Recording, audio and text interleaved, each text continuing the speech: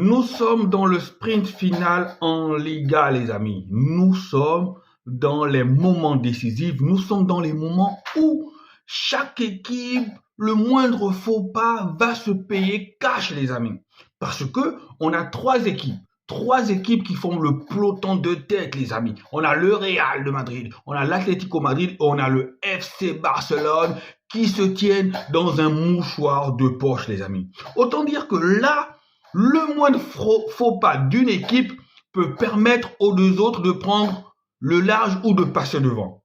Parce que même si le Real de Madrid est à 2 points devant le FC Barcelone, 1 point devant l'Atlético Madrid, si le Real de Madrid commet le moindre faux pas et que l'Atlético s'impose, le FC Barcelone s'impose, le Real de Madrid se retrouve 3e, les amis. Donc, c'est très serré et je pense que cette configuration-là va nous amener à avoir une fin de Liga très excitante parce que n'oubliez pas aussi qu'on a aussi les échéances aussi en Ligue des Champions. Donc, les ambitions en Ligue des Champions, les ambitions en Liga et les ambitions même en Coupe du Roi parce que les trois équipes sont encore engagées dans toutes les compétitions.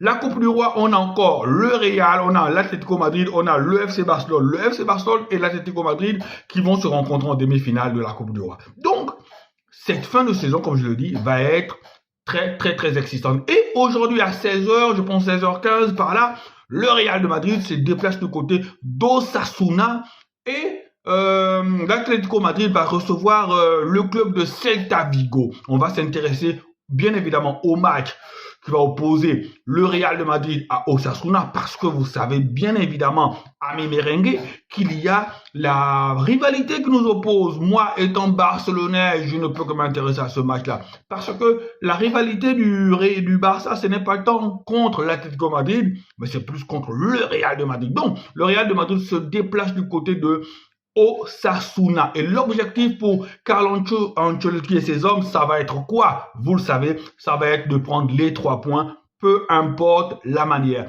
On a vu en milieu de semaine, avec la victoire contre Manchester City, que cette équipe du Real de Madrid avait de la ressource, que cette équipe du Real de Madrid avait de la volonté, que cette équipe du Real de Madrid, il ne fallait pas l'enterrer très vite.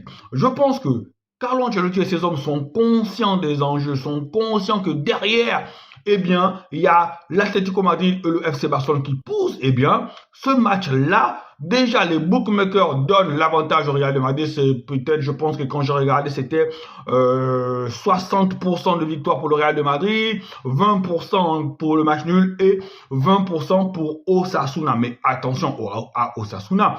Osasuna, si vous vous en rappelez bien, Osasuna est cette équipe-là qui a surpris le FC Barcelone. Osasuna sera à domicile devant son public. Donc, Osasuna, si Osasuna veut avoir une chance, Osasuna doit attaquer le match tambour battant. Je pense encore une fois de plus que comme toutes les équipes qui rencontrent le Real de Madrid, Osasuna va sûrement jouer bloc bas et essayer de jouer les contres à fond. Donc, dans les cages, je pense, on va anticiper la compo probable. Dans les cages du Real de Madrid, on aura bien évidemment Thibaut Courtois.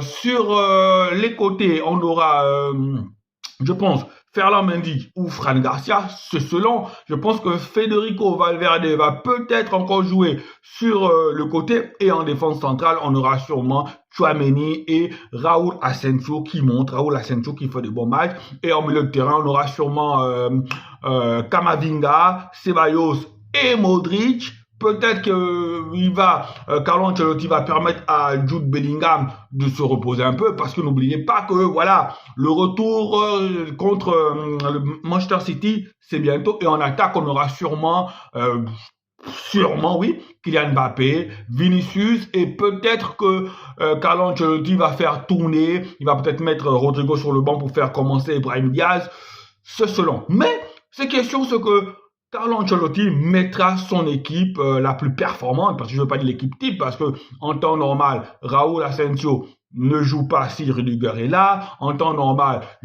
voilà. Donc, il mettra l'équipe la plus compétitive, il mettra l'équipe qu'il estime venir à bout de cette équipe d'Osasuna.